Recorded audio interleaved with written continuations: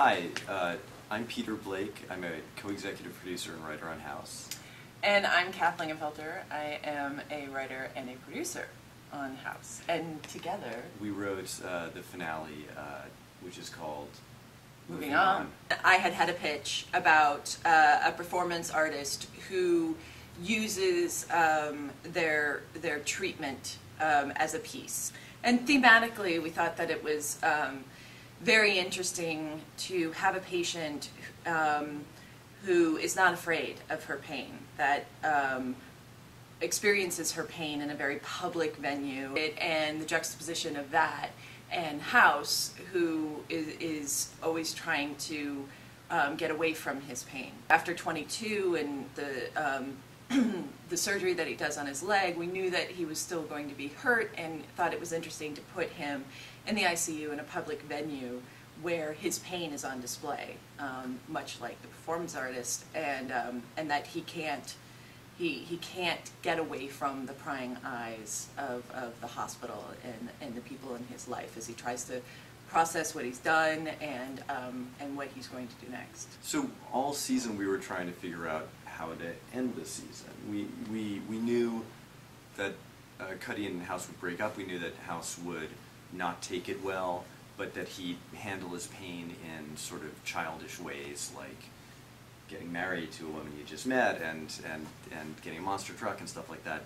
And then it would turn dark in the previous episode where he does this operation on his leg.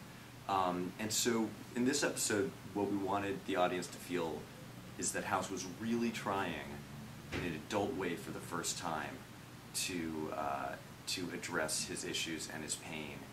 And then he almost does it, but then it all collapses in a very, very big way at the end. House never really got mad at Cuddy.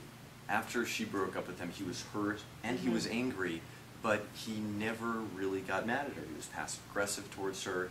He had a temper tantrum in Wilson's office, but he never yelled at her, and he never even really had a conversation with her about his feelings about the breakup. So in this episode, he finally does have that conversation with her, and it seems like it might work out, that they might be in a good place. This is when they hold each other's hands, and he says it's not your fault. But he still hasn't really processed his rage, and he finally does that when he crashes his car. And I also think, what ignites the rage, there are two parts. We were very careful in trying to construct the reasons for why he would do something as destructive and outrageous as the car crash, and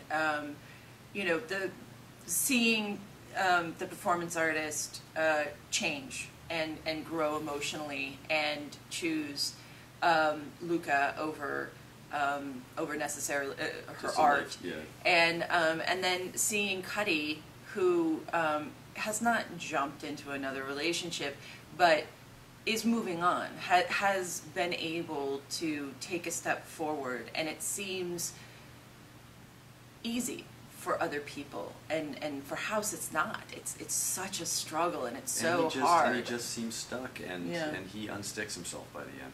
One way to read it certainly is that he has finally moved on, and that's partially why we put it on a beach, that it's a happy place.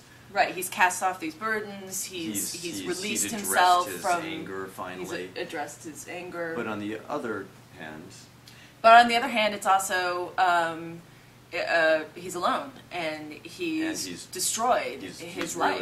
Really, So he's really is it burnt his bridges? Yeah, is it regret? Is it happiness? Is it relief? Is it and also it's I'm sure there's the weight of what does he do next? Yeah, and that's going to be that's the question for next season. What?